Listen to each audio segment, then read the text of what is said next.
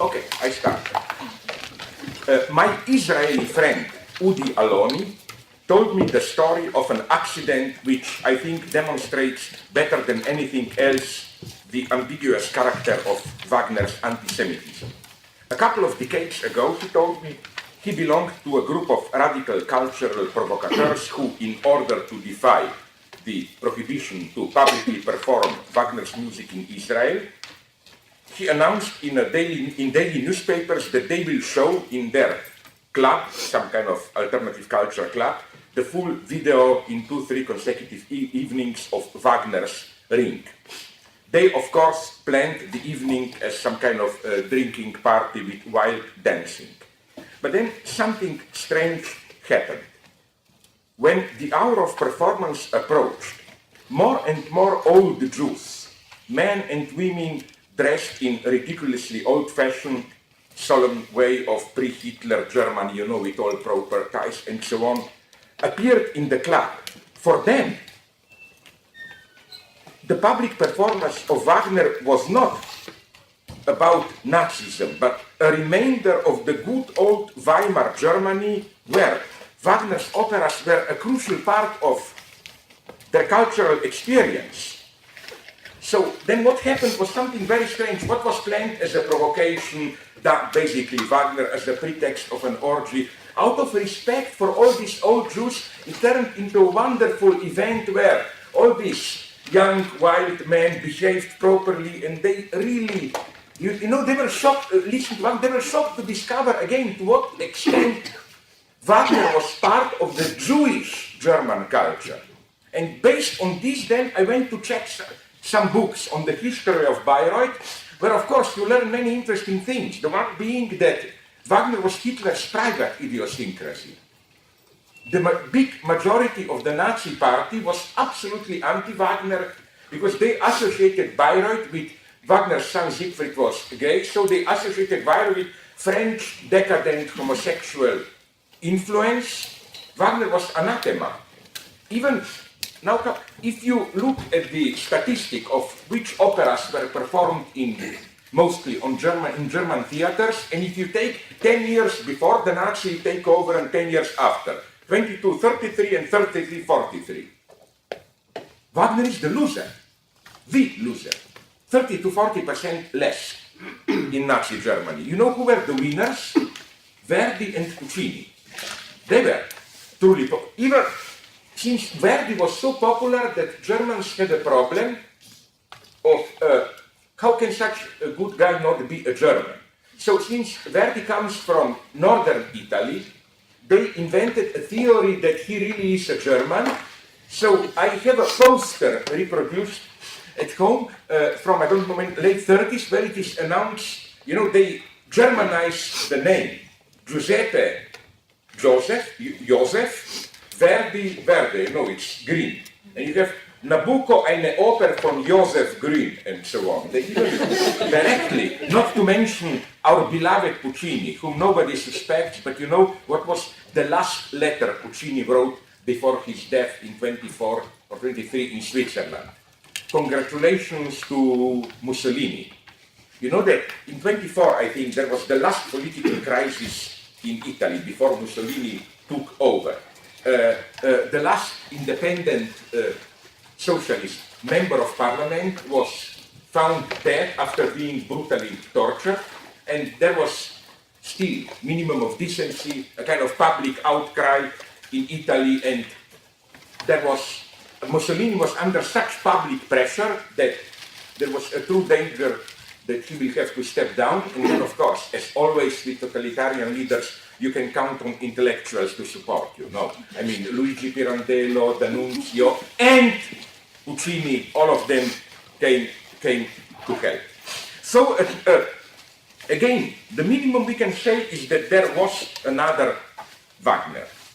I had another, myself, strange experience with Wagner. In 1995, I participated at a conference on Wagner at Columbia University in New York. It was this typically politically correct postmodern conference where the majority of participants exceeded each other in the art of unmasking the anti-Semitic, proto-fascist dimension of Wagner's art. Then, after all this usual orgy, a member of the public asked a wonderfully naive question. So, if all you, the participants, you are saying is true, if anti-Semitism is not just Wagner's private idiosyncrasy, but something which concerns the very core of his art, why then should we listen to Wagner at all today? I mean, if all this is true, if you read critics, how it's all about laying the ground for fascism, and then all this reading how, I don't know, all the bad guys are really figures of Jew, and so on and so on, then what does this mean? Why do we perform Wagner if this is true? In other words, shouldn't we feel guilty at listening to Wagner? Isn't Wagner kind of a prohibited pleasure? The embarrassed participants, with the honorable exception of one, I forgot his name, he's a well-known German Wagnerian theoretician who is absolutely anti-Wagner. His position is one should bomb Bayreuth and one should totally prohibit performances of Wagner. They replied with this confused version, no, we didn't quite mean that. Wagner nonetheless wrote wonderful music. You just have to be aware of, and so on and so on. A totally unconvincing compromise, even worse than the standard aestheticist answer. Wagner, as a private person, had his defects, but he wrote music of incomparable beauty, so in his art there is no trace of anti-Semitism. This is the, I think, way too simplified Barenboim position. At this very conference, Barenboim gave a talk, Daniel Barenboim, where again his line was private deviation. Absolutely no traces of it in Wagner's music. So you will ask me, how do I want to pull my trick? Like rehabilitate Wagner, but is it that then, my good friend, I mean it ironically, Adam Kirsch was right against me that I am anti-Semitic or what? No, here is my formula. First, the first thing to do is to reject the historicist readings which try to bring out the contextual true meaning of various Wagnerian characters and topics. For example, you learn, and of course you can find all these cultural associations, that the key figure of the last opera of the Ring, Götterdämmerung, the Twilight of Gods, Hagen, that Hagen, because he is pale, kind of a passive, is really a masturbating Jew.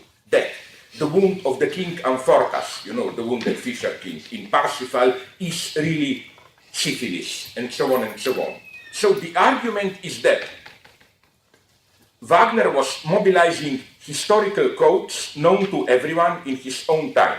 For example, when a person stumbles in his operas, sings in cracking high tones like Beckmesser in Meistersinger, or makes nervous gesture, the idea is everybody knew this was the portrait of a Jew. However, I don't mean this in any idealist way of eternal art, but I claim, is this the right logic? In the sense of, I dispute the worth, the relevance of this kind of historicist contextualization.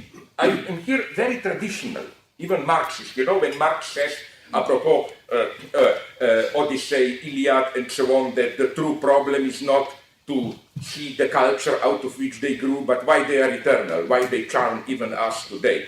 I think that the definition of great art is that it can be reinvented at every epoch again. This is why, for example, Shakespeare is great. You have Shakespeare the way it was done. You have Romantic Shakespeare, you have Classicist Shakespeare, you have Modern Shakespeare, and so on and so on. It survives different contexts. And here Wagner, I think, won triumphantly. That is to say, it all started already with Nietzsche, Wagner's great critic, who was the first, I think, to perform such a decontextualization, which works formidably precisely with Ring. Namely, for Nietzsche, Wagner was no longer, even when he criticizes Wagner, the poet of Teutonic mythology, of bombastic, heroic grandeur, but the miniaturist Wagner, the Wagner of hystericized femininity, of delicate passages, of bourgeois family decadence, and so on and so on. So, again, I think that we should look in this sense, not in Habermasian sense, Wagner as an unfinished project. He proposed a certain basic musical, stage, and so on frame. And there is more in this frame than in its historicist contextualization. Why? Because I think, now come two of my, how should I put it, mottos. First, if you look closely at this contextualization, I'm not saying we should ignore all that. It's obvious that, for example, in Meistersinger, Wagner, in the figure of Beckmesser, is making fun in a very brutally racist way of Jewish music. That allegedly Beckmesser's song, who loses the singing context at the end of the opera, is again a very bad taste, even parody of the Jewish religious music. No, I'm saying something else. That probably unknown to himself, whatever you can say about Wagner, he was undoubtedly a disgusting person privately and so on. But what comes against it is not his unique, eternal greatness. No, I'm more precise here. I think that simply, and we don't need even any very elaborate deconstructionist, complex reading and so on, that in a much simpler way even, you can establish that, pathetic as this will sound, that his work is already undermining an answer to his own anti-Semitism. That he is doing not only something different, but exactly the opposite in his work. The proof, just in a very simplistic way, then we will go in details. You have two types of persons in his work who can count as caricatures of Jews. One are these minor, slightly ridiculous figures like Mime and Alberich. You know, it's kind of a small guys, nervous, making too many gestures, who are obviously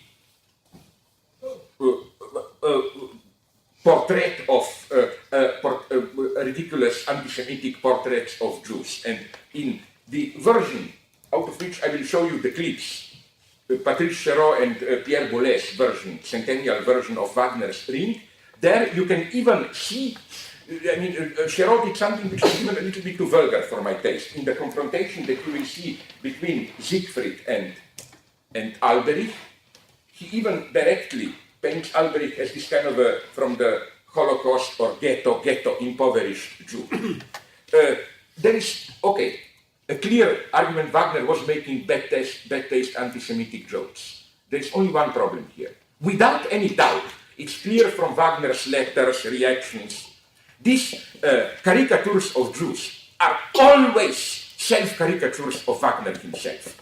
He was like that, a small nervous guy jumping around and so on and so on. Even more, precisely in the scene that I will show it to you later, of Siegfried confronting Alberich, the way the scene is done, the works are practically the works of a German skinhead racist attacking some I don't know, some Turkish gastarbeiter or foreigner. It's like you are getting all my nerves disappear, I would like to squash you, and so on and so on. Now, and I am quite shocked how people do not notice the other part, argument, that there is a central Jewish figure in Wagner, but my God, it's the hero, it's the main character, it's the wanderer, it's the center. If you look at the zero-level Wagnerian figure, it's an undead guy, because of some terrible past crime, he is condemned not to die. That's the typical Wagnerian position. That he is looking for a woman, usually to be ready to sacrifice herself so that together they can die. This undead, you have this like Kafka, the country doctor, this strange wound which doesn't cause you to die but prevents you to die. Incidentally, this is why I think Wagner was the first to formulate, much more than Schopenhauer, what Freud meant, already before Freud, what Freud meant by death drive. Death drive is not what is usually attributed to Wagner, this boring, stupid Schopenhauerian notion, oh, what a hell and pain life is, let's just disappear into nothingness. No, that drive is eternity. That drive is that ongoing suffering which prevents you to die. The big Wagnerian problem is how to finally be able to die, to escape this undeadness. And as it is totally clear from the first figure, Fliegende Holländer, the Flying Dutchman, whom Wagner himself called Ahasver des Ozeans, that is to say, the figure of the wandering Jew, up to the end. Okay, at the very end, it's the king himself, Amphorkas, who is the Jewish figure, not the enemy. The enemy, Klingshor, the bad magician, is, sorry if this will sound even more politically incorrect, but it's clearly an Arab figure, if you want to locate it.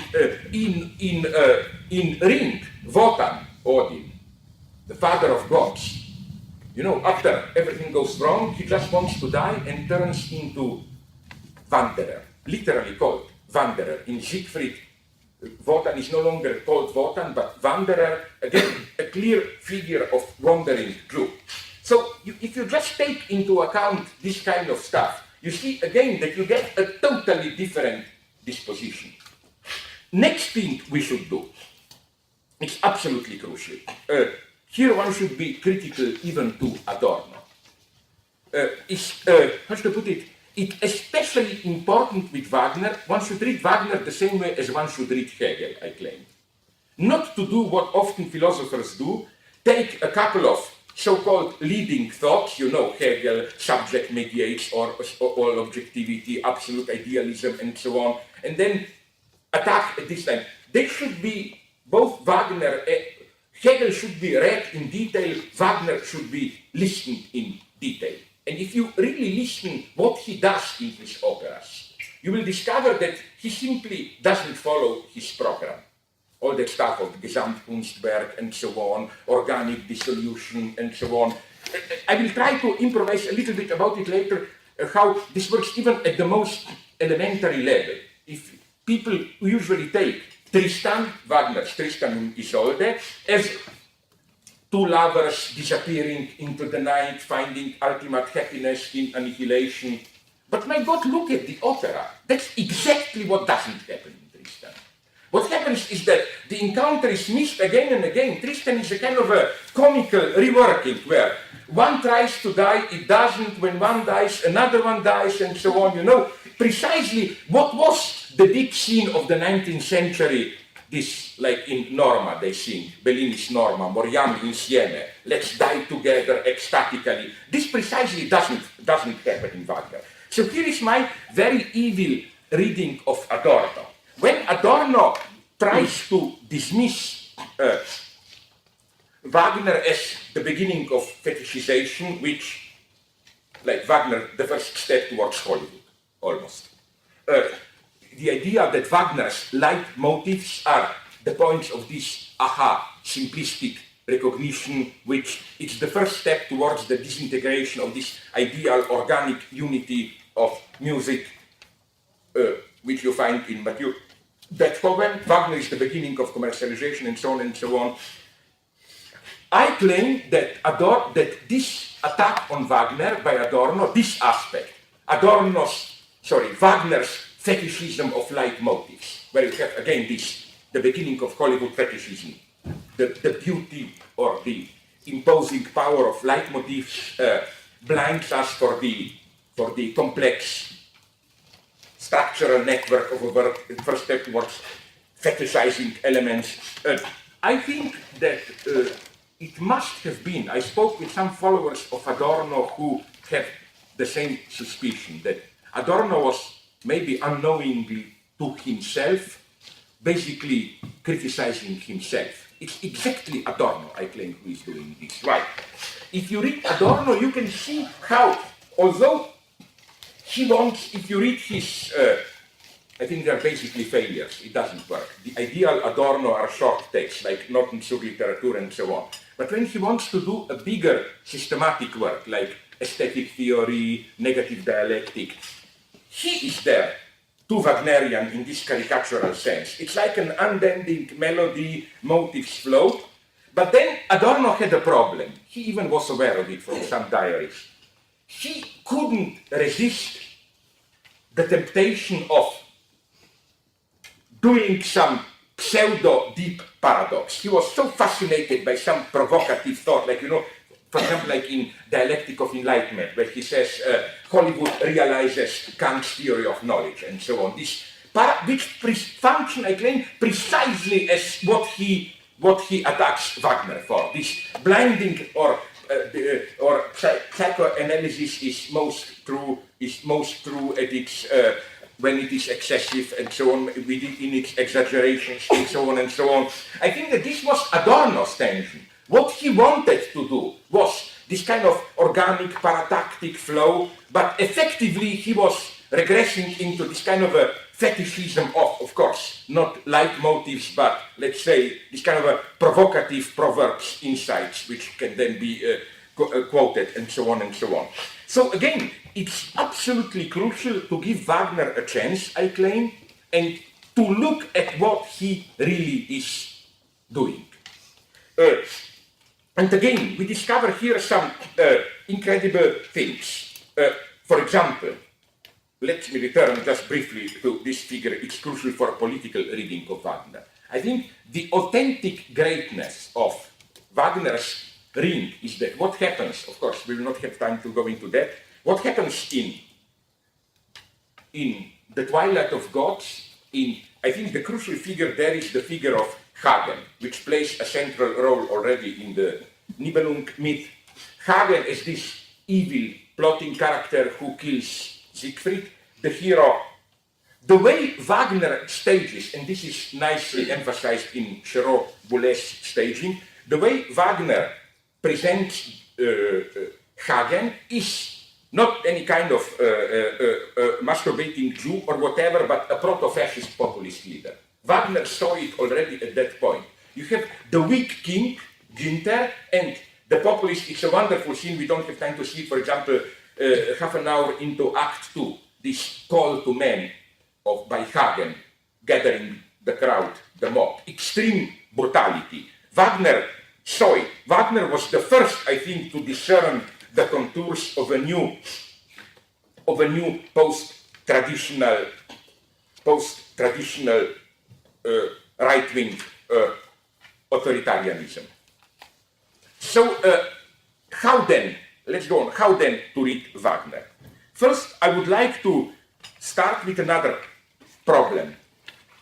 Today, and I like this if it's done properly, today often in the operas, we have numerous attempts to stage then classical operas, not only by transposing them into a different setting, like, I don't know, Così fan tutte in today's era, Mozart's Così fan tutte, but also to change some basic facts about the story. And I think that such interventions often don't work, but they often do work. I think that maybe often even they are the clue to Wagner. Sometimes you have to change the explicit story a little bit in order to get at what Wagner was aiming at without being aware. I quote this a couple of times in my books. My ultra example is, of course, Tristan, Jean-Pierre Ponel's version, where probably you know what happens, the story you know. What happens here is that in Act 3, it's not that, Tristan mortally wounded, waited for Isolde, Isolde comes, then they die, but it's staged so that it appears that as if Tristan dies alone. The Isolde who comes is just Tristan's, the hallucination of the dying Tristan. And I think it works perfectly, because if you listen really closely to what is maybe Wagner's greatest act, the Act 3 of Tristan, you can see how this famous Liebestod, death, ecstatic death of Isolde, the last 5 minutes song, is really just a culmination of Tristan's long 50 minutes almost dying. It is as if the problem of Tristan is that he is waiting for Isolde to come, not in order to live, but in order to be able to die. This is why he cannot die. But then the only way, since she doesn't come, and I think this is a wonderful rewriting of the myth, that simply, for Isolde, this was just a brief affair. She stayed with her husband, no, and so Tristan had to die alone. Such a change, I think, has an effect of revelation. So again, as I already hinted at, it's crucial with Wagner to another mistake to be avoided by Wagner is to ignore the story, what goes on the stage. Wagner himself, as it was often the case, was the first idiot here. It's in a well-known anecdote when a friend, a lady friend of him was watching The Flying Dutchman at Bayreuth. Wagner approached her from the back and put hands over her eyes and said, "Forget about the stage, just go into the spirit of the music, listen to the music." This, I claim, is exactly what you should not do. I claim that here Wagner was already pretty modern and anti-romantic, basically. Because in Romanticism, the music is the truth, as it were. You know, like characters do whatever they do, but music knows more.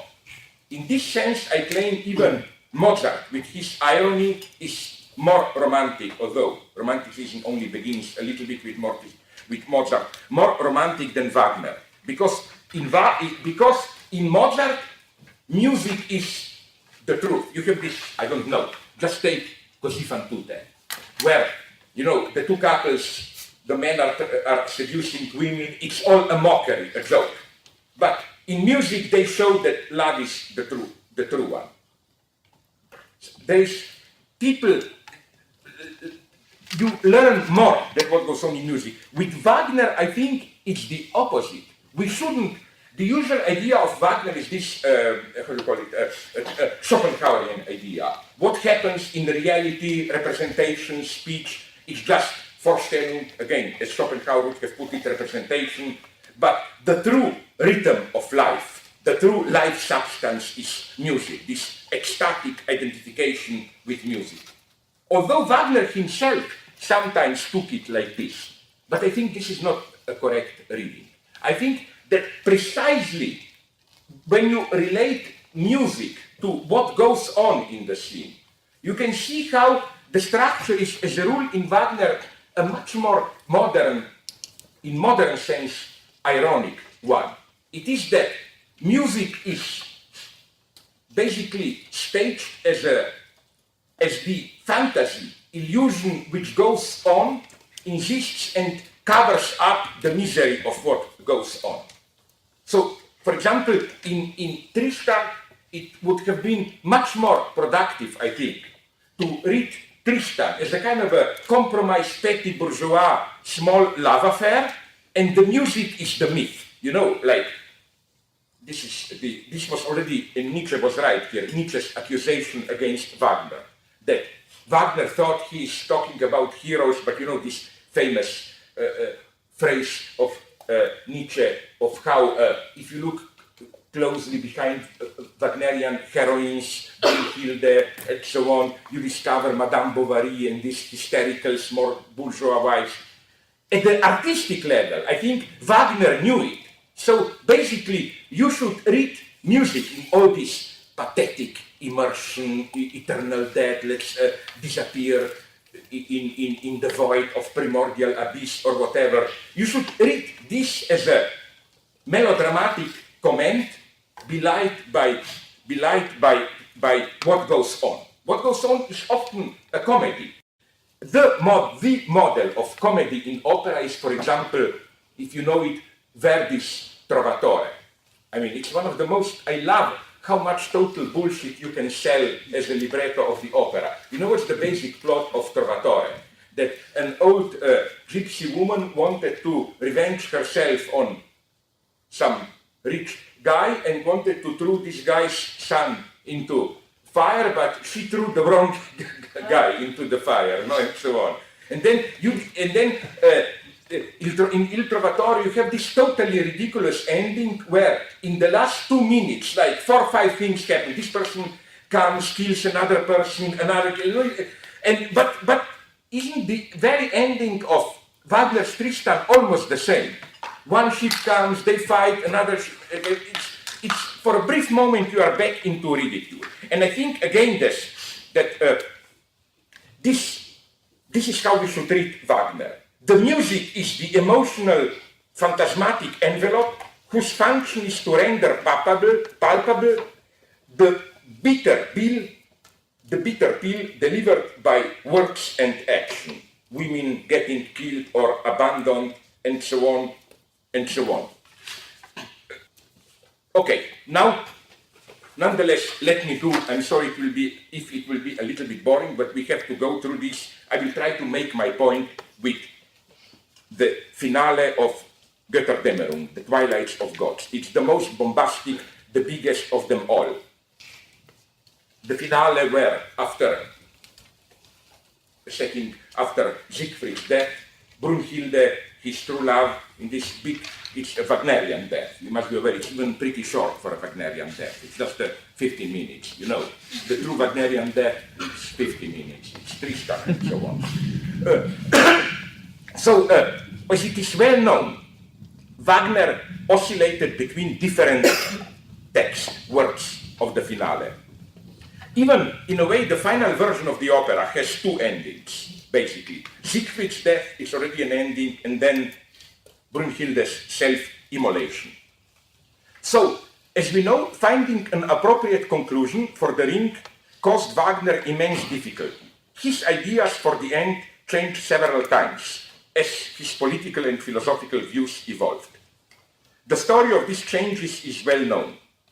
In the first written project, the Nibelung myth as sketch for a drama from 1848, Siegfried and Brunhilde rise above Siegfried's funeral pyre to Valhalla to cleanse Wotan, father of gods, of his crime and to redeem the gods. There is here no suggestion that gods are to be destroyed or whatever. It's simply a kind of a redemption of them all. In a new version then, written a year later, under the name Siegfried's Death, Brunhilde's final speech also stresses the cleansing effect of the hero's Siegfried's death. Quote, "Here then, you mighty gods, your guilt is abolished. The hero takes it upon himself.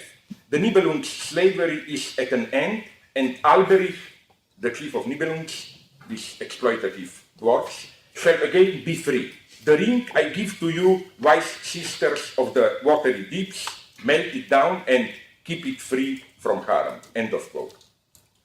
So here is still some kind of general reconciliation.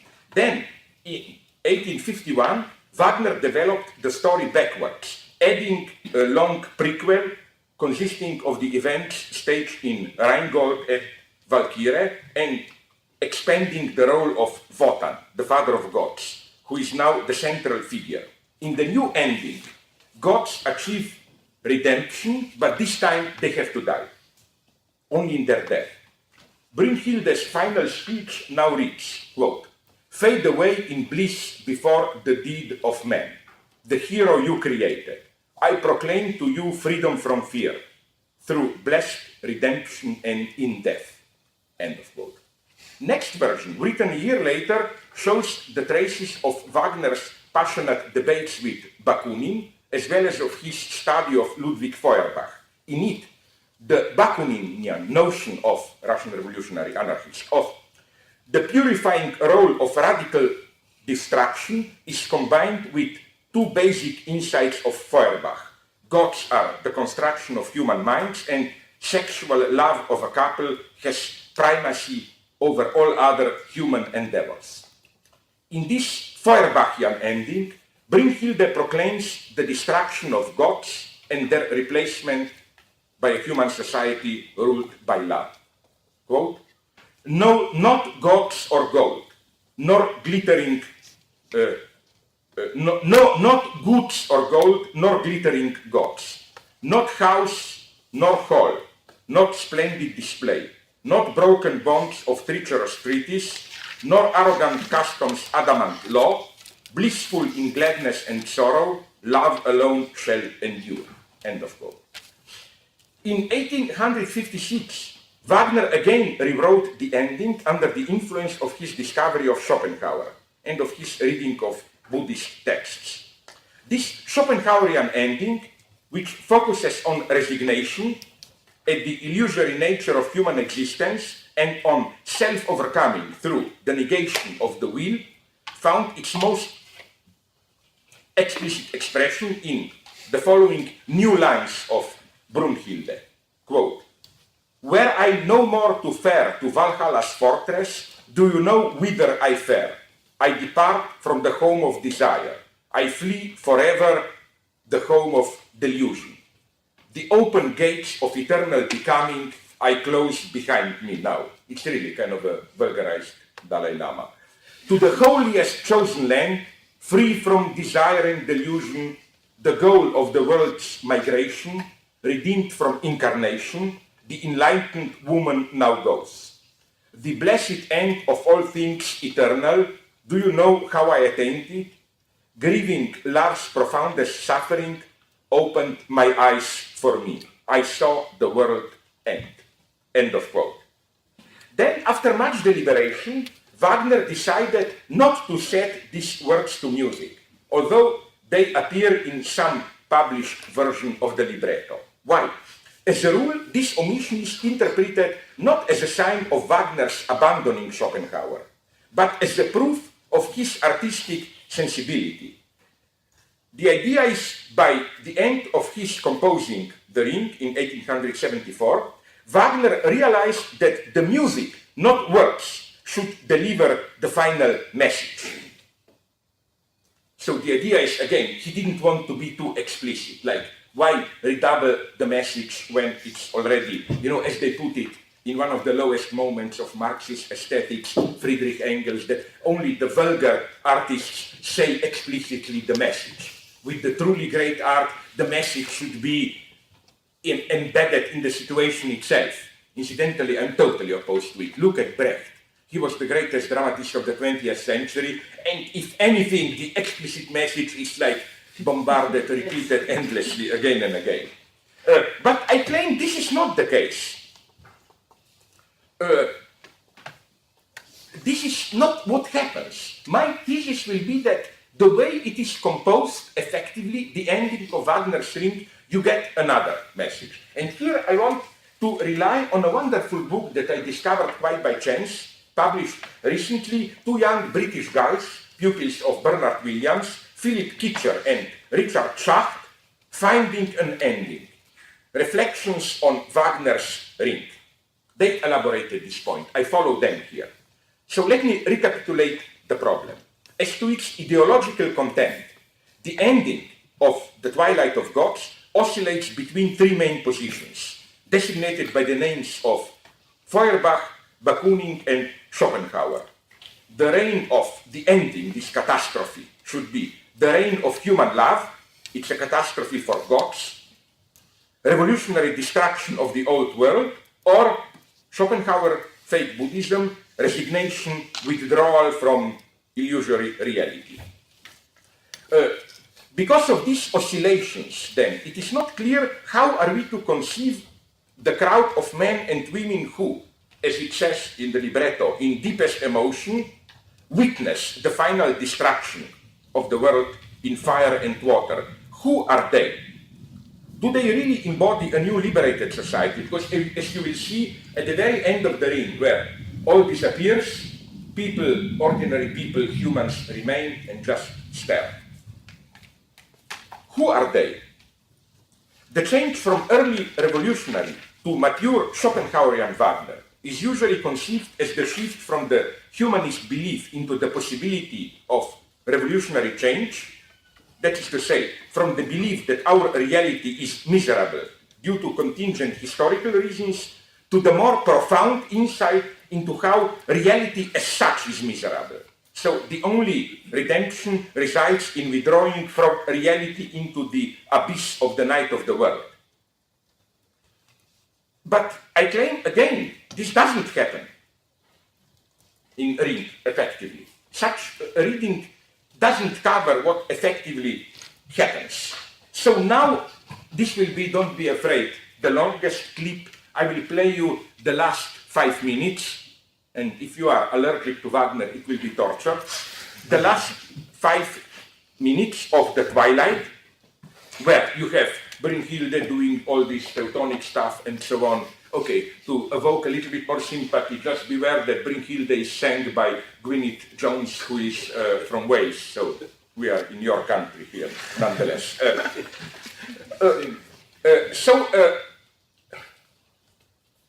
How is this? Be attentive to the orchestral music of which the last 2 minutes are composed. It's such a mixture of motives that the usual reading is a very cynical one. Even Adorno subscribes to it. It's that Wagner simply didn't know what to do. It got all confused in him. Is it Feuerbach? Is it Schopenhauer? Is it Buddhism? Am I still? So that he escaped into the beauty of music. His idea was, what does this mean? Let's just, in a purely formal way, produce an effect of depth. Let's just throw all the big motives there, and I don't know what it is, but it will sound very deep if I do this. No. So it is something like, if you know a little bit the music of the above-mentioned Mussolini follower, Joseph Kerman, in his music, opera and drama, he cannot stand Puccini, has a wonderful reading of the very ending of Tosca. You know, the biggest hit from Tosca is this, E lucevan le stelle Cavaradossi aria. And at the very end, after she jumps down, you hear with all bombastic tutti of the orchestra this melody again. And Kerman's description is that, again, he didn't know what to do, so he told himself, let's simply use again the most effective melody to make it an effective ending. So the idea is Wagner did the same. But not quite, I claim. So now please suffer for, and I hope, perfect. Suffer for 5 minutes and we will see.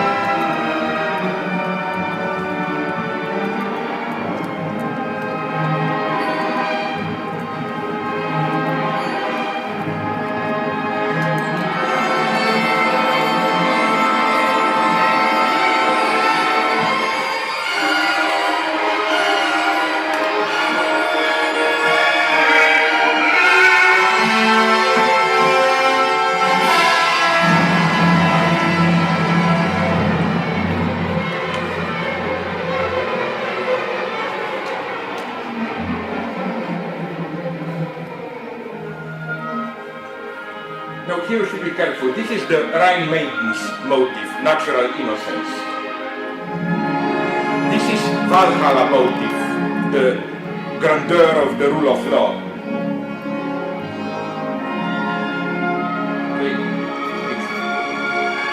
This is the crucial motive, so-called redemption through love.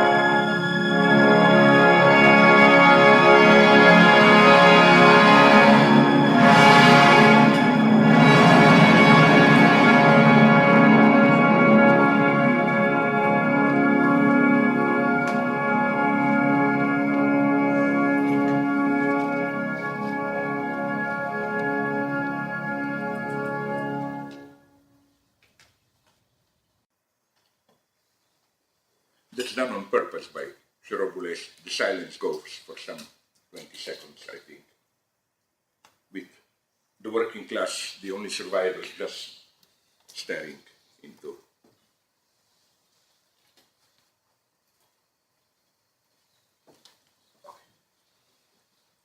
Okay. So again, in the orchestral part, which concludes this,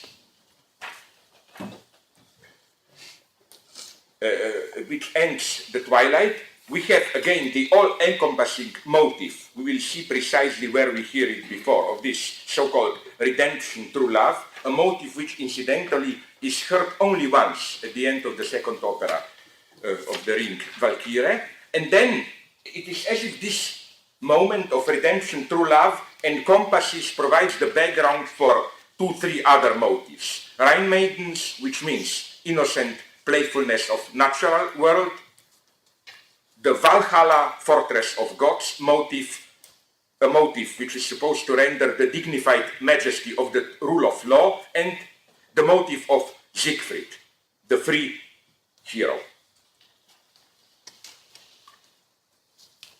The big question is what kind of love is asserted at the end by Brünnhilde.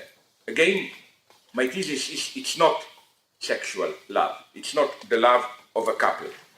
In order to answer this question, I think one should locate this finale into the totality of Wagner's Ring, which should be read, I will do this on purpose in a very old-fashioned way, as a series of what we may call existential projects. And I think, again, I'm not kidding here, as communists we should ask this fundamental question. Very stupid one. What makes life worth living? What makes life meaningful? First, the opera begins with it. The first choice is that of Rhine maidens. This would be the path of some naive westernized Taoism or what. Against corrupted civilization, enjoy the playfulness of natural life. Then we have Wotan's choice, which is, to put it in Kierkegaard's terms, the leap from the aesthetic to the ethical, the rule of law imposed on innocent nature. From Valhalla, Wotan wants to rule the world, bringing peace and justice to it. The attempt fails, this was clear to Wagner, because of the compromises Wotan has to commit. These compromises are more complex than it may appear. They concern not only the well-known topic of illegitimate violence that grounds the rule of law, not only the notion of the rule of law disturbing the innocence of the spontaneous natural life. Furthermore, a crucial part of Wotan's tragedy is that he has abandoned love in the service of law. Another part is that along the way to the end of second opera, Valkyrie, he relinquishes everything that is most precious to him. After sacrificing everything for the one thing that really matters to him, Wotan discovers that he thereby lost precisely this one thing. This most precious thing is embodied in Brünnhilde, Wotan's preferred daughter. And his not only political, but also ethical breakdown is rendered in his long monologue in front of Brünnhilde in the second act of Valkyrie, the second opera. In The Ring, we should also remember, the source of evil is not Alberich, this bad guy who at the beginning of The Ring in Rheingold steals the gold from Rhine maidens. No, the source of evil is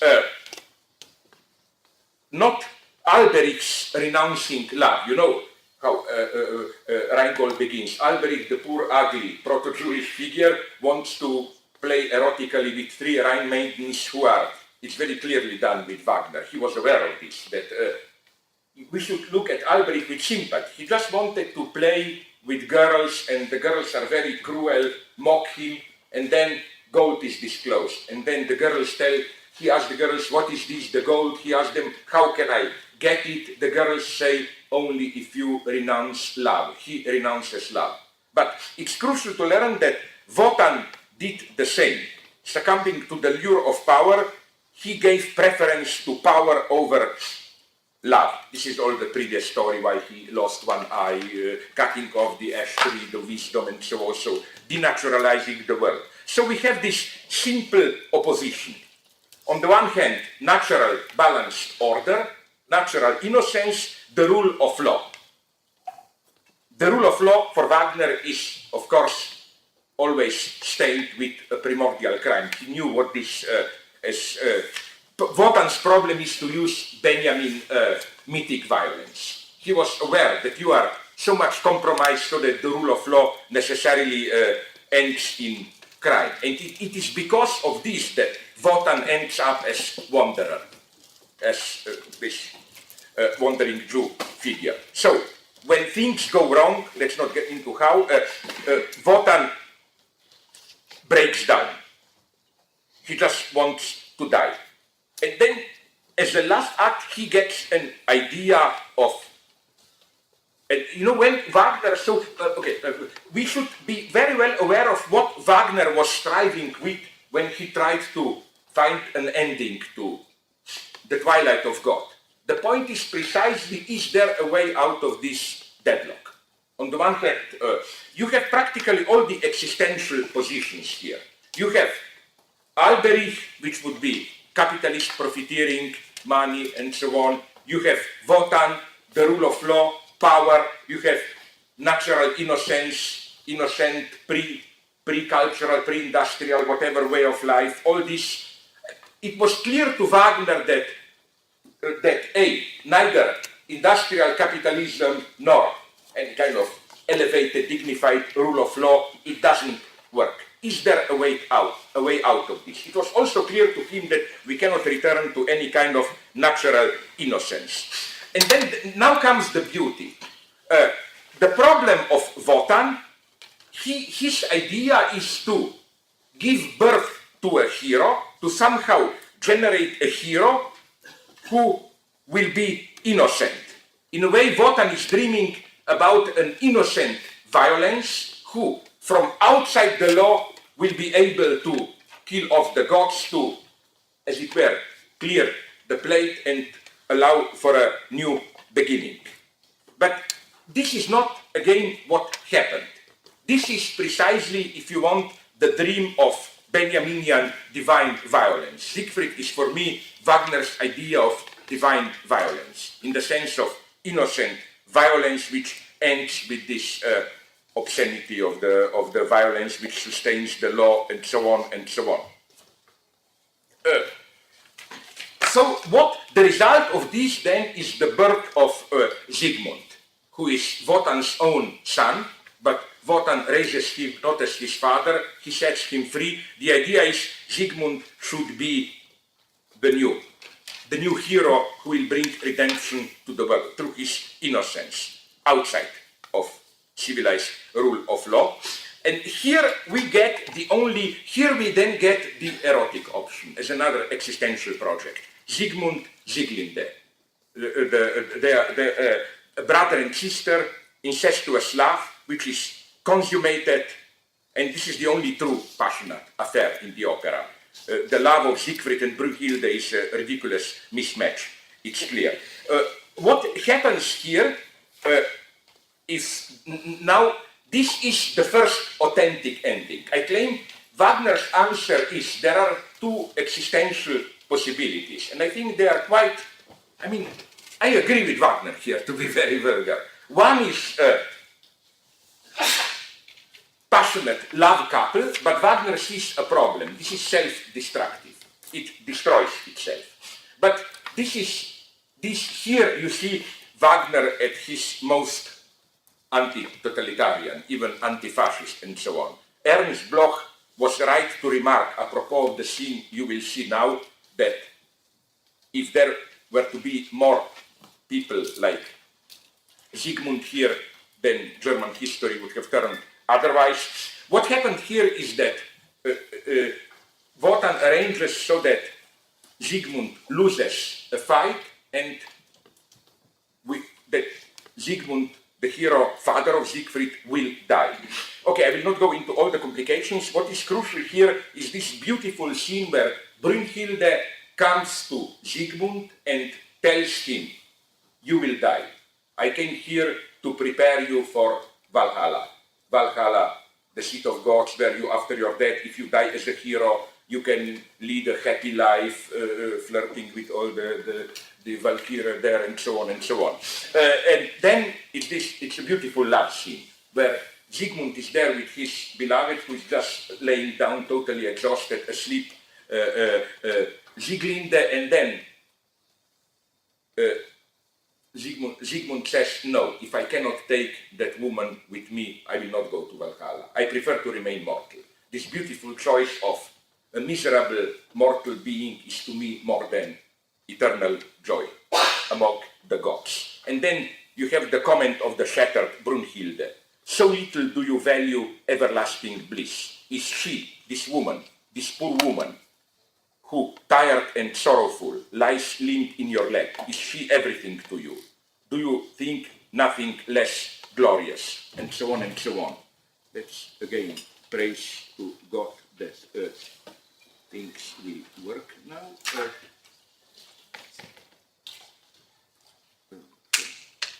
First, you will see, this is another clip, very short.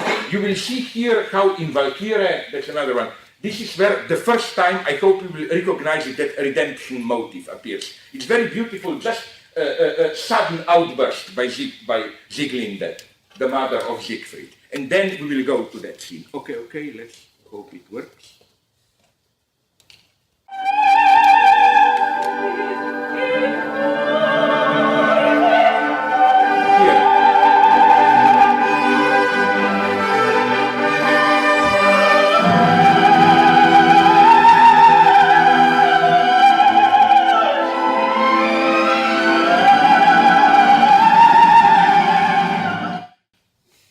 Okay, You had here, and this comes now. I hope it will. Yeah. Okay.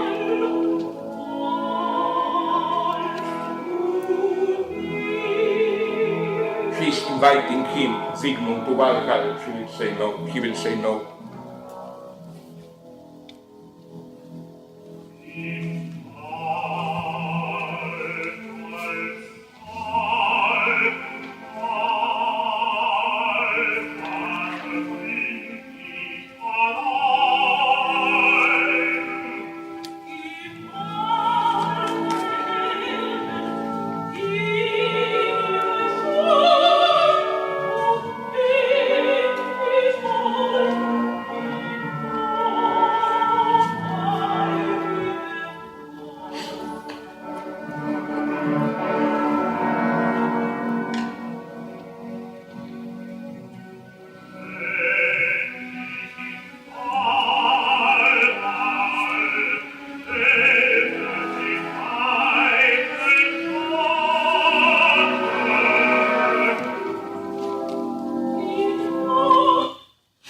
Okay, now we go, now as a, okay, he dies. What next happens is that out of this incestuous union, you have the son, the big hero, Siegfried. And now I come to my central point.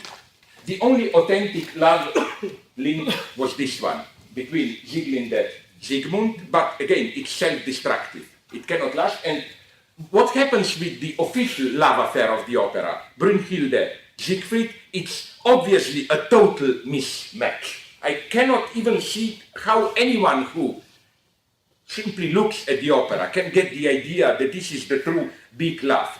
First, it's Siegfried. Wagner does something, I think, wonderful, which the beauty is that it goes totally against the German ideology which portrays Siegfried as this powerful Nietzschean hero and so on. Wagner portrays Siegfried as a total jerk, idiot, duped by everyone, tricked, betrayed, and so on, brutal. Just again, I hope this will work if I do. No, now I learned how to.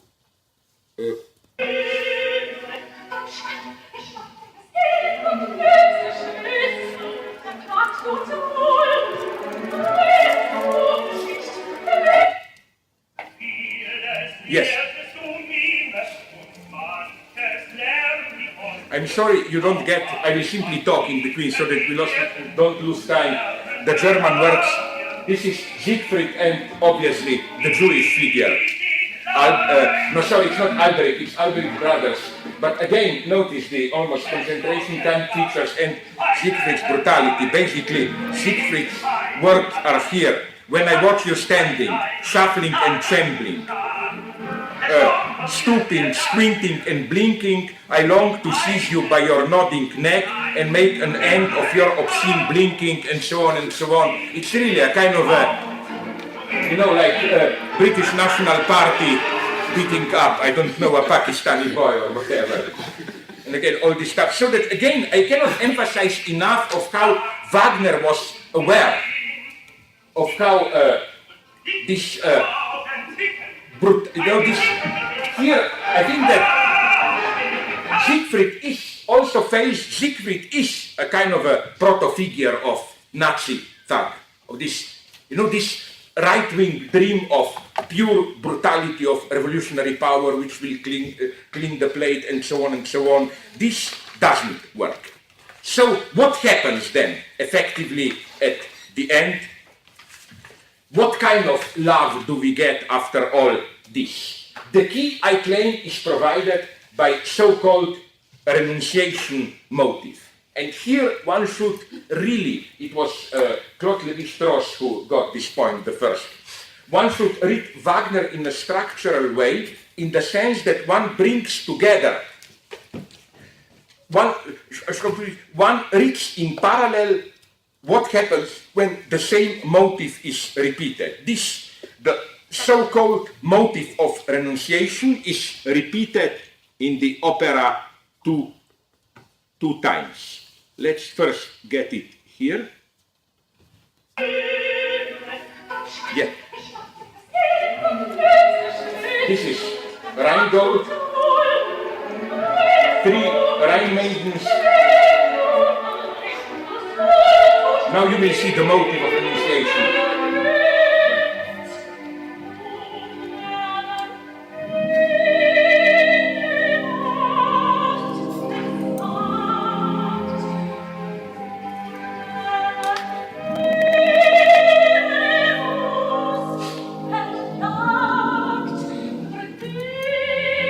The words here were, nur wer der Mine Macht versagt. Only the one who renounces the power of love can get the gold and so on. Now this is for Claude Lévi-Strauss, the proof that Wagner was a structuralist.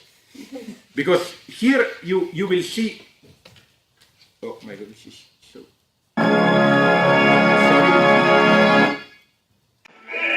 Yeah. This is the finale of Valkyrie, where you will see the same motive, but again, watch for the words.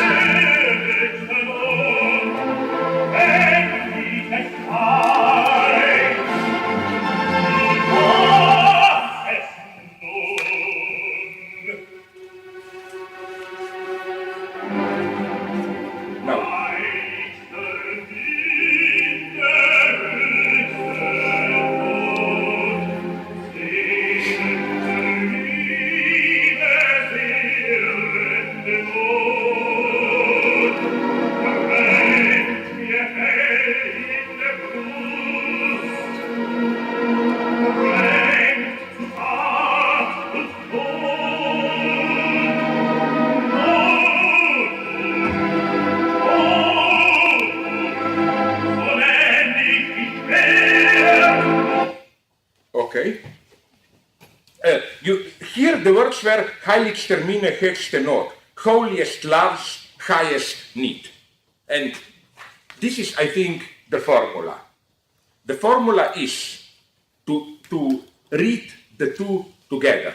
You know, I repeat it. First, the motive was sung with the words, only the one who renounces the power of love.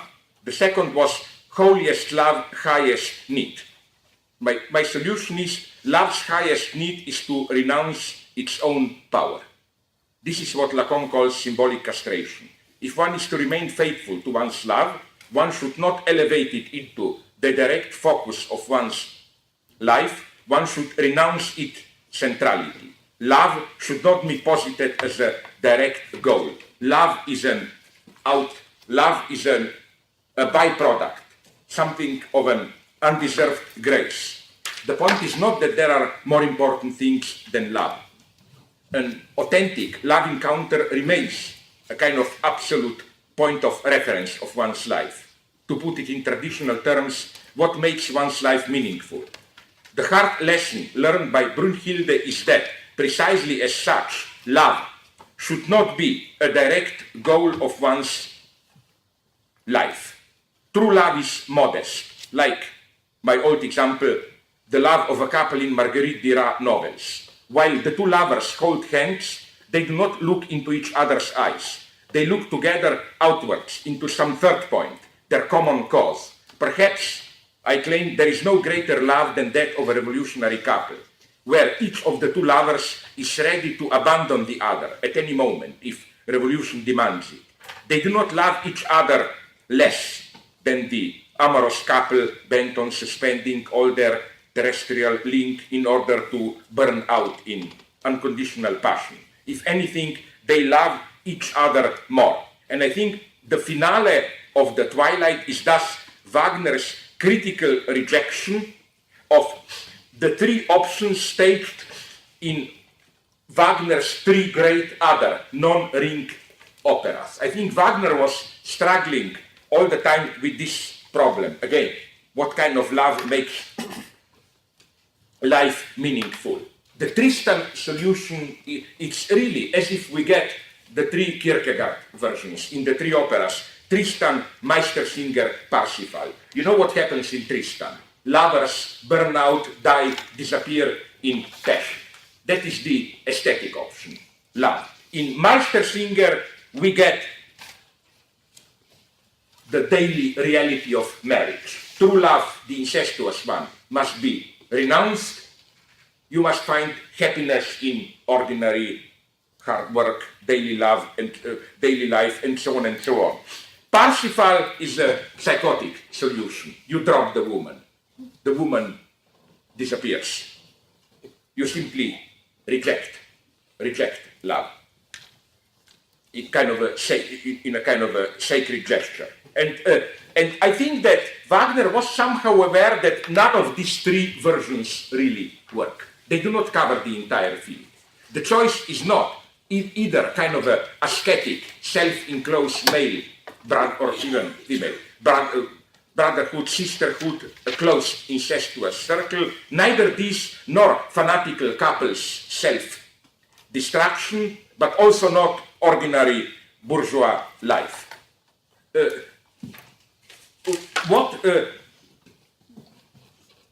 What Wagner got was this, again, this basic idea that I think it's basically a Christian Apollinian idea that in order for personal love to be operative, it has to be somehow transformed or supplemented by what Christianity would have called agape, and what, following Terry Eagleton, I'm tempted to call political love, love of a collective. I think that this is what happens basically here, that we get literally, you remember in the last scene that you have seen just before silence, we get the collective. That love is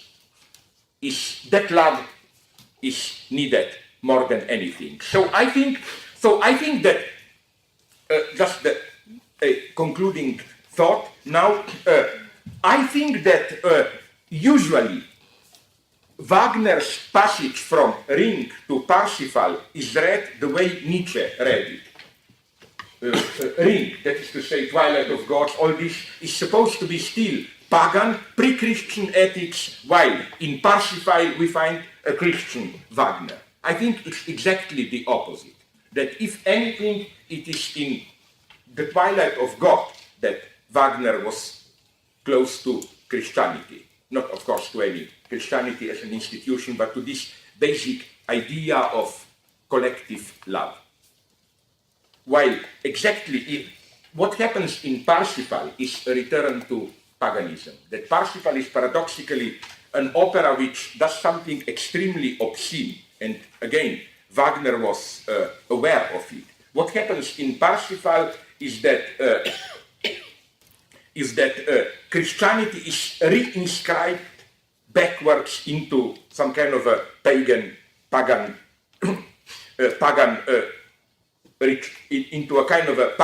ritual. So, just to conclude, to amuse you, if you know the story of Parsifal, I think that in the same way that things can be done with Tristan to make it more effective, in the sense of Isolde doesn't come in the end, Tristan dies alone. And again, I think there is a truth in it, because if you look at all Wagner's great love dialogues, they are basically, and Wagner was aware of it, a narcissistic fake, in the sense of you don't really care about your partner. You just want to get immersed into your dream, which is why in Wagnerian love affairs, you never even look at your partner. Just somebody comes and you say, oh, for thousands of years I was waiting for you, and so on and so on. The partner is just, somebody who triggers it. Like, you remember, for example, in the first Wagnerian true opera, The Flying Dutchman. The moment the Dutchman comes, even before Senta sees him, she says, oh, here you are, I know you are here, I was waiting for you, and the same way the other way around. It's not an encounter with, it's not at all an encounter with otherness. So again, this is why I think that effectively Tristan dies alone. It's just his hallucination, Isolde dying together with him. So you know what happens in Parsifal. Parsifal, a young fool, then you have the kingdom, the great community, the king is dying, Amphontas. Parsifal goes around to find a solution, confronts, enters the the clink source, basically whorehouse, brothel, where he rejects the advances of Kundry, the beautiful sorceress, whatever, and then simply nothing happens, basically. He rejects the woman, thereby he is saved. He returns to the king and to the Grail kingdom and takes over and becomes a new ruler. But I think that something different should be done here. I think that maybe we need today a new age Parsifal, where what happens is that in the Act 2, Kundry, the fatal woman, does succeed in seducing Parsifal, then they screw like crazy. Then in Act 3, Parsifal comes to the Grail community, Montsalvat, together with Kundry, and says, enough of male chauvinism, we will rule as yin-yang in balance, as a love couple, and so on, and so on. This would be the truth of Parsifal, I claim. And also, I think, again, it would be wonderful to do what I try to do with Antigone, also with Wagner's operas. For example, my idea would be to rewrite Tristan as a version of Postman Always Rings Twice. Tristan and Isolde decide that the only way for their love to survive is obviously to kill the king, Isolde's husband. So in Act 3, the two of them stage all the spectacle with Tristan wounded, with Isolde sailing after him to trap the king, Marque, following them. When they have him alone there, they kill him, announcing to Marque's people that a tragic accident happened, and then Tristan takes over. The new king, and so on and so on.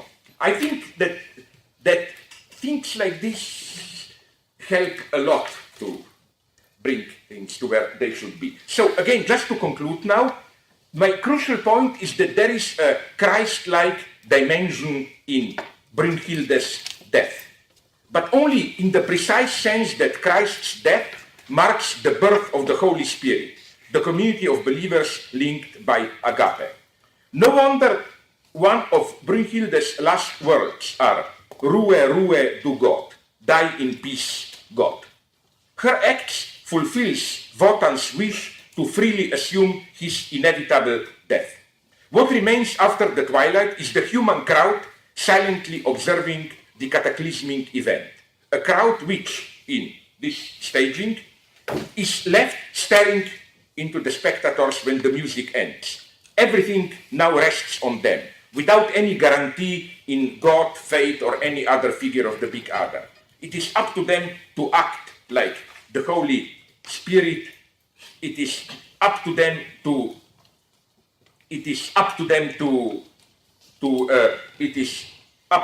practice agape. Here is a quote from Cherot, how in his notes towards his staging of Ring, how he describes the end of the Ring.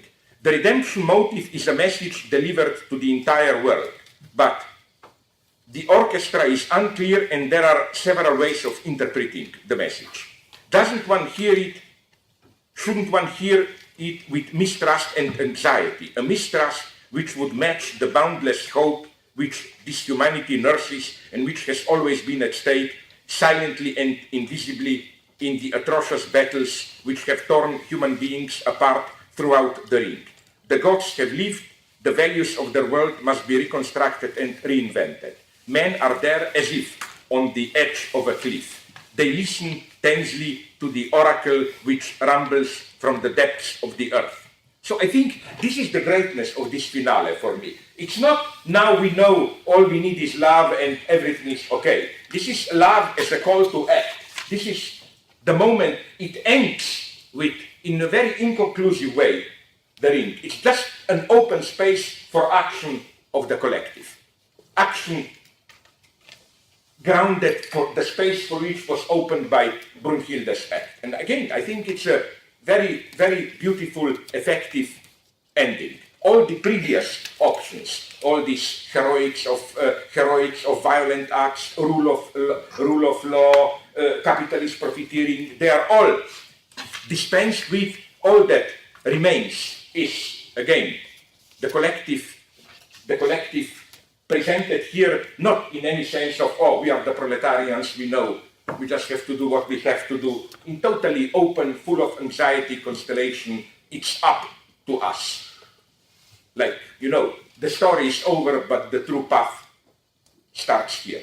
So I think it's quite an achievement. And again, if we read more of Wagner in this way, then you can see it's not just beautiful music and so on and so on. It has a very precise structure, and I still think that we live in Wagner's shadow. This is for me still the reason I did this in a very naive, confused way, I admit today. It's a very simple thing. One wouldn't expect maybe this from what I'm supposed to be a kind of a postmodern cynic who tells all the obscene jokes. Here I think I find the best answer you can find about why do we live, what's the meaning of life. It's simply that it's nice, private love, and so, but it's not enough.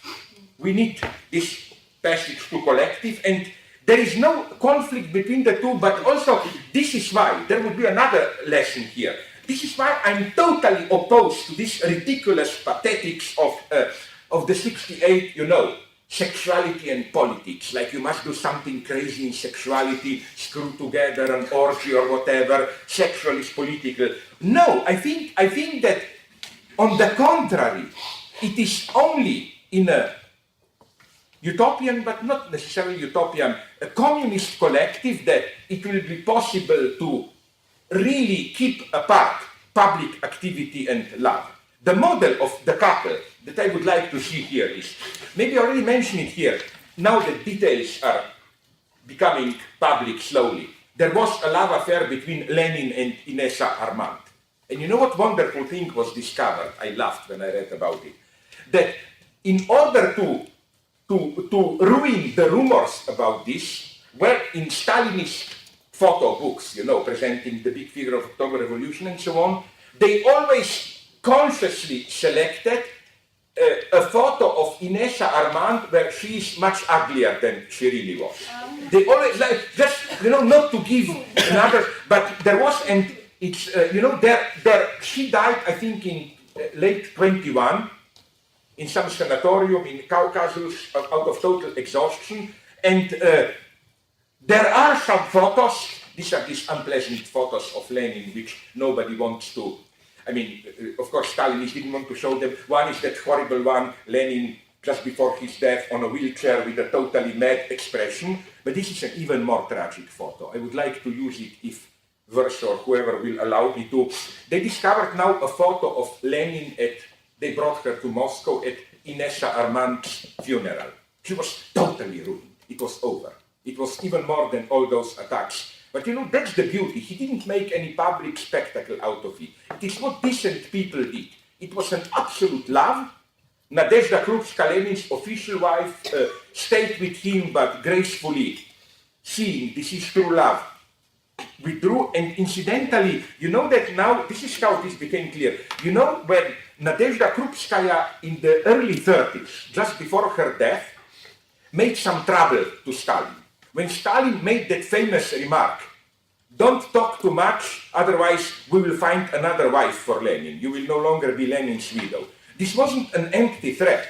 The threat was, we will bring out Inessa Armand. No, we will rewrite it a little bit. But you see what I mean?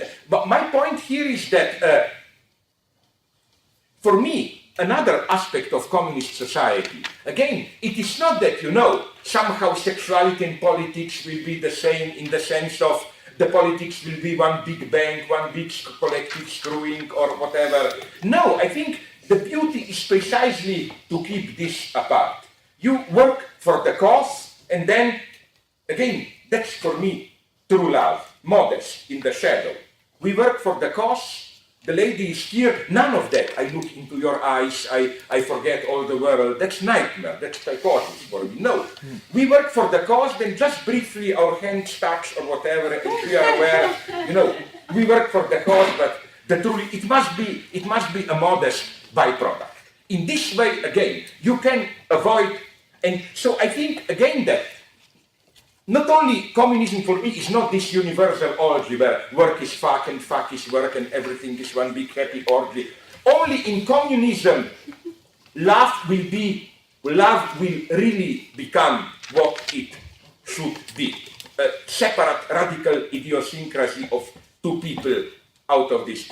And I think that again, Wagner was moving in this beautiful dimension, because again, the only two authentic moments in Ring are the love of Sigmund, Sieglinde, and at the end, this moment of self-sacrifice, collectivity, and so on. I don't know where you are. For me, still, that's the closest I can come to the meaning of life, and so on. I think we may laugh at Wagner and so on, but I think he did it.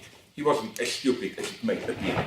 I'm sorry, it was a little bit confused. I was too personal today. Tomorrow we go back to old cynicism, political jokes, and so on, all that you expect. Tomorrow it's, sorry, just to give you a hint, it's a very respectful dialogue with a guy who is now getting fashionable in the United States, but he's not a total idiot. Dipesh Chakrabarty, no? In a very friendly way, I want to engage in very friendly polemics with him, because he tries to prove he is basically against, even openly, okay, why not, Marxist theory of universality of capital. He plays this game of almost Heideggerian, with explicit reference to Heidegger, that if there is a lesson of late capitalism, it is that there is no universal capitalism in each culture. Capitalism is embedded, integrated in a specific way, in this specific context, like his case is India, and so on, and so on. And I will try to, again, very respectfully counteract this. I think that capitalism has a quite more radical, universal dimension to it. Yes? He was talking to us about Wagnerian heroes indulging in narcissistic monologues, but then you did at the end make a collective laugh. I'm a narcissistic Wagnerian. No. Enough of this Absolutely. monologue. We, in the spirit of collective laugh, we ask the public to contribute. Or will you be like those idiots? Just stand.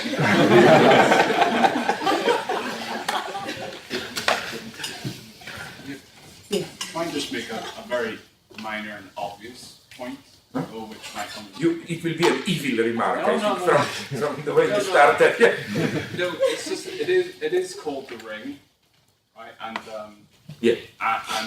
and just what you said about the whole kind of pagan Christian, and that the ending isn't really like what you showed, Wagner's ending, which is the it's like an apocalypse. The whole it's the whole Rhine overflows, and then the cycle begins again. Which cycle begins? This I don't Well, see. the ring. It is, The ring is return to Rhine. Yeah, but the whole cycle of the ring starts again. That's. Where did you find this? This I would respectfully dispute. I think you don't find this. Wagner doesn't say this. It's new.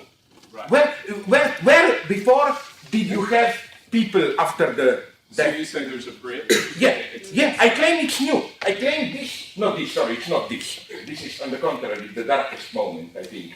No, I think that moment of just humanity confronting the void after the death of God, what does this repeat? I think it happens the first time. Where do you find it? I claim that precisely, okay, I concede one point to you. Wagner was a confused idiot in his writings. Maybe he even thought that. But I think the whole point, my point, would be not to read it this way. It's not a repetition. It never happened before.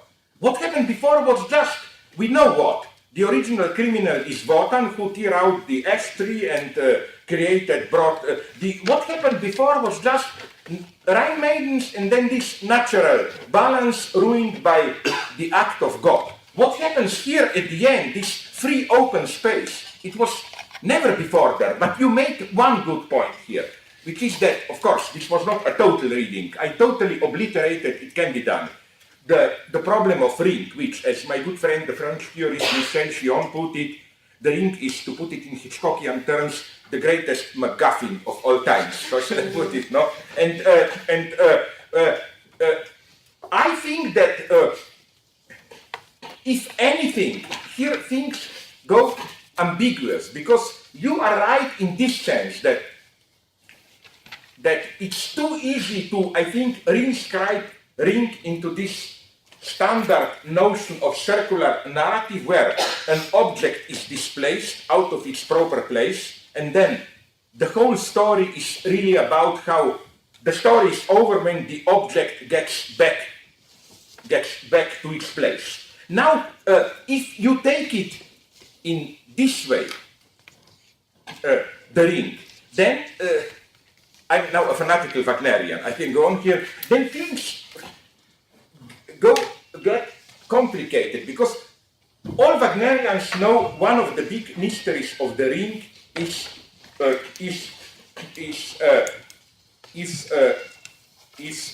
the following one. The whole point of gods dying and so on is that the Ring, they die because the gold was stolen, the natural balance was disturbed, and so on and so on. But then, why then, although at the end the Ring is returned to Rhine, why do gods still have to die? I mean, there are many mysteries at this level. If you know Wagner's Ring, another big mystery, I suspect you know it, is this one. I will ask you a question. The end of Act 1, when masked as Gunther, Siegfried comes to the cave to take Brünnhilde. Do they have sex or not? No, it's very mysterious, Basically, it's one of the most brutal rape scenes. I think if you look at the most traumatic moment, Wagner at his most shatteringly modern, in good sense, it's, I think, the finale of Act 1 of Götterdämmerung. It's terrifying brutality of how Siegfried comes and brutally, basically, rapes, kidnaps Brünnhilde, and then the beginning of Act 2, Hagen, and so on, all that stuff. And again, here is the greatest of Wagner. Hagen is the darkest figure of German mythology. Already in Nibelungenlied, Hagen is this figure of the hero, fate, destiny. Even if he knows it's the end of the world, the cause is lost, you fight to the end. But what's so typical is that in Nibelungs, the myth, he is nonetheless redeemed as this figure of German greatness. It's a lost battle, but it's your duty, you persist to the end, no? Then even in Fritz Lang's film, Hagen is at the end rehabilitated as such. Hagen is the figure of this German militarism in this mythological sense of you fight to the end. Isn't it nice nonetheless that the only version where Hagen is without any ambiguity a bad guy is Wagner, who is supposed to be the proto-Nazi or whatever, no? I find this quite attractive, how again, all others redeem Hagen, who is again really this ultimate figure of, Hagen is mythic violence embodied. He does the dirty job to save it all. But I totally agree with you. I mean, I buy the Ring being about Brünnhilde, being about Wotan. The only thing I don't buy is being about Siegfried. Here, I think Siegfried is an idiot. It's a bad guy, and I think the whole point of this is that Siegfried remains an idiot to the end. And this is a nice proto-feminist point. These key lines of Brünnhilde towards the end, so does Wissen wird ein Weib, so that a woman becomes knowing. Only a woman is the one who, as it were, gets the point at the end. It's quite something. I agree with that, yes. Really reinforcing that point, you didn't mention this, but in the very last bars of Act 3, it's Siegfried's motif that is brutally truncated. It's just left with a single long note, the minor sixth of the scale. It just pathetically sinks back to the fifth, and then you get the great renunciation. Okay, you put it more in technical terms, these are the limits of my bluffing, how should I put it, no? No, but you see, I like the way you are reading Wagner, how should I put it, it matters, all these details. I hate those general readings, Adorno sometimes falls into them, just Wagner leitmotif, German mythology, and in this quick way, everything. Even would you agree with me? Because, okay, sorry if I ignore now all of you. Even my friend Alain Badiou convinced me I started as a good Nazi, as all Wagnerians did. That is to say, my youth was spent in this ecstatic admiration of Furtwängler. But I think there is a whole dimension of Wagner which is lost in this Furtwängler is the conductor of this great passionate continuity, organic flow, and so on. I think that there are quite many, so although I, as a person, I hate Karajan, I hate him because why always, whenever you mention Nazism in music, all the blame goes on Furtwängler, who was endlessly more honest than this. But nonetheless, I think that there are some nice details in this clarity, microscopic attention, and so on, also in Karajan version. It's very interesting, actually, that just at the moment, in the current issue of Musical Times, there's a very interesting essay on Tristan by Arnold Whitall, in which he takes apart Lorenz's structuralist reading of Tristan, precisely in order to follow detailed developments of the motifs and the ideas and so on, in very much the same kind of way. Yeah, because this is what interests me in Tristan, all the failures, like what is the structural necessity? You know, Tristan in Act 2, you have this great love duet. Now, the big enigma, if you explain this, you have already the first key to the opera, is why doesn't it end in Act 2? It would be, okay, they go into this, so sterben wir ungetrennt, blah, blah, blah, and, okay, you can say, okay, they are spotted, but it shouldn't be, like, there is an inner necessity in it, and as we know then, when Brangene comes with a cry, it's the greatest coitus interruptus in the entire, why the necessity of this? You know, officially people read Tristan and, in this eternal self-obliteration, but this is exactly what doesn't happen. That was Wagner's genius. He does exactly the opposite. And he does it again and again. We can reread in this way, for example, we can reread in this way, Tannhäuser. Usually people read Tannhäuser as a simple metaphysical duality between sensual love and whatever. But no, I claim the true undeadness is the key. Aria is the one at the beginning when Tannhäuser says to Venus, basically, too much happiness, too much pleasure, like, where is the castration, where is this? It's too much, and so on, no? So it gets much more complex in this way, which is why, I wonder what's your opinion, I agree with those staging where Elizabeth, the good Christian heroine, and Venus are sang by the same woman. I think this is crucial. In this sense, we should read these two women, but to Wagner it became clear only with Kundry. He wrote Wagner that when he got it that the same woman who is the seductress is the redemption and so on and so on. So all I want to say is that at this level, something very naive. Let's not just get lost in this deconstructionist making fun like Mark Weiner's book. I claim it's interesting, but even if everything is true, I get this reaction, fuck off, so what, how should I put it? No, it's not interesting. Okay, he makes all these microscopic Foucauldian points. If you look at how sounds or even smells are described in Parsifal, you can see that it's all about making fun of the Jews and so on, or whatever you want, and so on and so on. This is for me basically, to such an extent, non-interesting. It doesn't, this cheap historicist contextualization doesn't do. What I like is that precisely you do something very brutal. You take an opera out of context, you reinvent it, and then, if it's properly done, you have this wonderful enlightenment idea, oh my God, now I see it, and so on, no? And this is what I like so much about Wagner. I am, unfortunately, old enough to know that when I was young, Wagner was considered just for old Nazis who forgot to die, basically, no? Now Wagner is almost predominantly, I would say, a staff for left Jewish directors to stage. And I love this. I mean, this is the truth. This is the truth of Wagner. I'm older than you and Jewish, and So you must be a Wagnerian then. are more totally dedicated Wagnerians. Yeah, you know, even this joke, you know, sorry, just this, you know the great Wagnerian tenor, one of now he is old, Siegfried Jerusalem. A wonderful name. Siegfried German Jerusalem.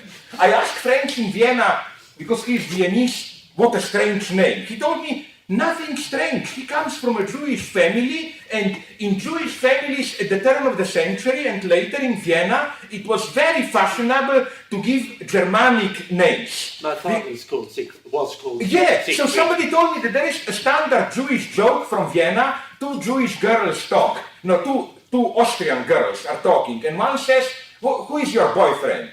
She says, Sigmund. And yours, Siegfried. You also have a Jewish boyfriend. So, it was practically, and you see, this is what, like, Wagner is too precious to be left to the enemies, my God. No, there is so much in Wagner. Just, again, look at the texture of the work and see how it interacts with let's call it, for example, would you agree with another point with which I'm obsessed?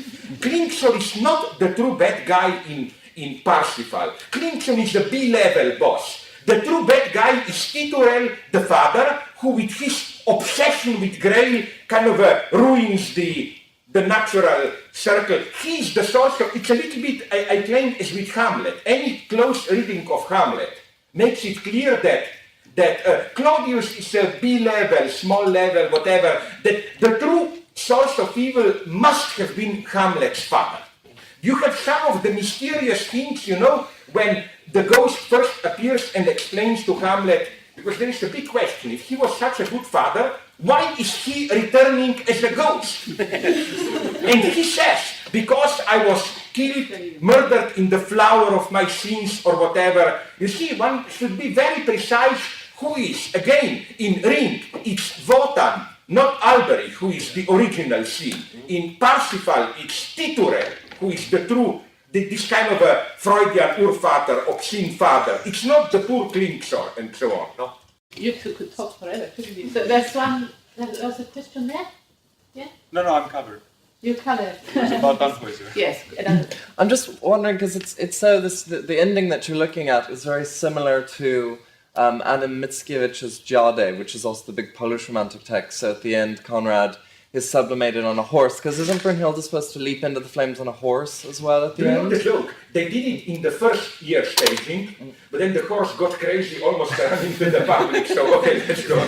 Yeah, well, I mean, because that's also how Mickiewicz does it. It's the horse ascends and that's the end. But that's supposed to be this sort of collective call to political action for Poles to regain the nation. So, I mean, is the opposite reading the possibility that there has to be first a moment of sublimation for there to be this collective call? But isn't that the opposite of saying it's a big other that we're rejecting? No, but what I'm saying is that the big other has to properly die. For this, you have to have this Christ-like moment. Here, I'm a little bit maybe reactionary of terror, but I agree here with Alain Badiou. People didn't notice it, that he made the same point at the Communism Conference when he got into this obscure thought about the necessity of the one, but he was basically rehabilitating the cult of personality. People didn't notice it, no? I think yes. I think so. I think if we want to be less, we should shamelessly accept it. That's why I'm so sad I didn't have time to do. The big question is, how can we think this moment without all this Stalinist mausoleum stuff and so on?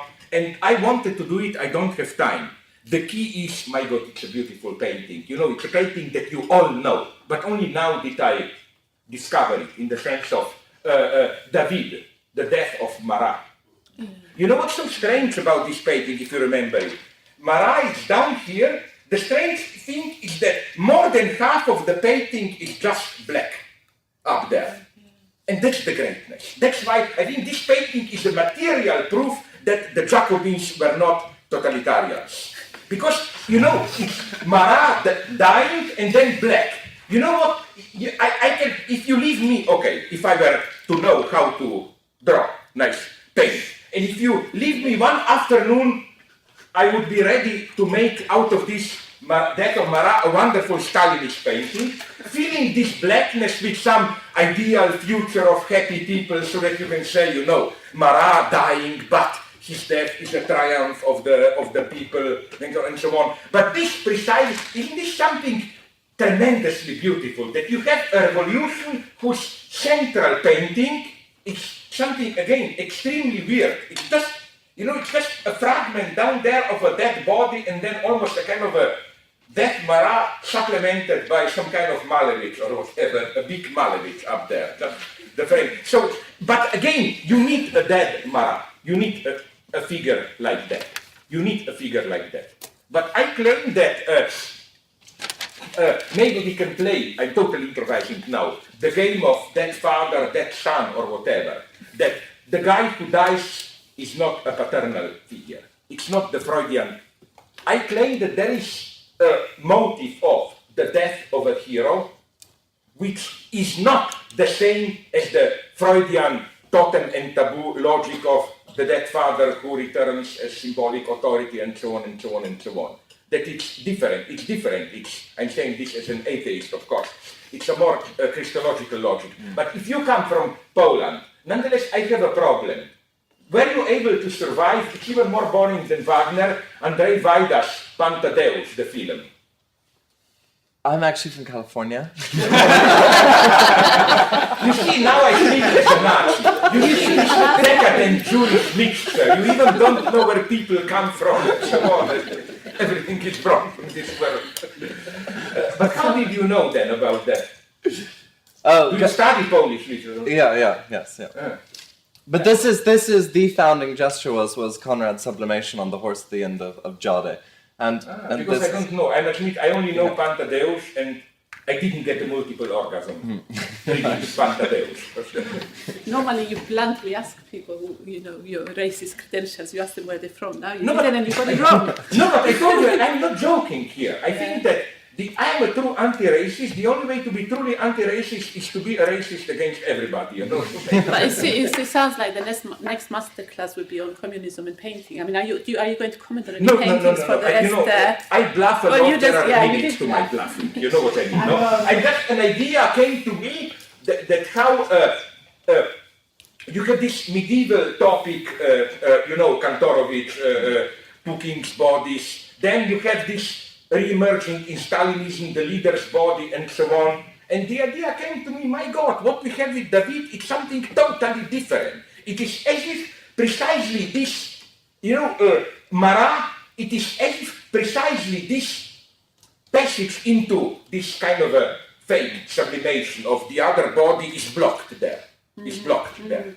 Precisely why? Because, again, the only solution is this one. The only way for the dead leader to be re-embodied, to be resurrected, it's in the collective. You don't need a new master, and so on. No? Exactly. And this, again, is precisely what maybe happens here. We have to go at 4, so are there any more questions? Anyone? Yes. Please. Maybe I misunderstood, but when you use divine violence, Siegfried, why not Brunhilde? Isn't Brunhilde's sacrifice at the end the creative destruction that allows... but okay, I will put it in this way. I got your point, and I totally agree with you. I think that the first, okay, I put it in this way. What Wotan misplanned it. He was aware that his mistake was mythic violence. He was too much of a Stalinist. He thought that he can plan, now I will organize a nice divine violence. No, it didn't work. It worked in a totally different way. Yes, it's a beautiful remark, I agree with you, with Brunhilde. But Wotan's plan was obviously for Siegfried to be like divine violence. But I don't know if you agree with this, if you know Wagner, but I think, again, that the key thing is, and again, there are so many traces in Wagner of Siegfried's extreme brutality, stupidity. It's not only the way he treats in Act 2 of Siegfried, it's even worse. He's totally dismissive, practically racist outbursts against Alberich Mime, or again, the end of Act 1 of Götterdämmerung. The way he treats Brunhilde there, it's one of the most traumatic, painful scenes, and so on and so on. Although, incidentally, everything can be rewritten. There is an attempt, and I love the book. Unfortunately, it's not translated into English. There's one of these popular German version of who did Lord of the Rings, of Tolkien writer called Holbein, but with a double H. H-O-H. And Bain, I forgot even his name, who wrote... Wolfgang. Sorry? Wolfgang. Yeah, Wolfgang, I think.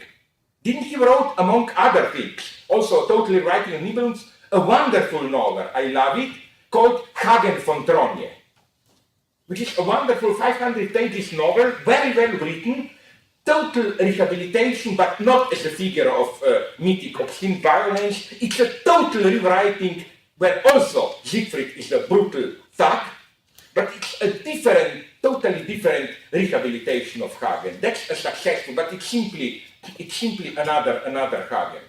But one of the best Hagens recently is yours, British. How is it called, that actor? Did you see a movie, a German-British movie with Brunhilde, don't laugh, is that the girl who plays the bad cyborg in Terminator 3, Kristana Loken.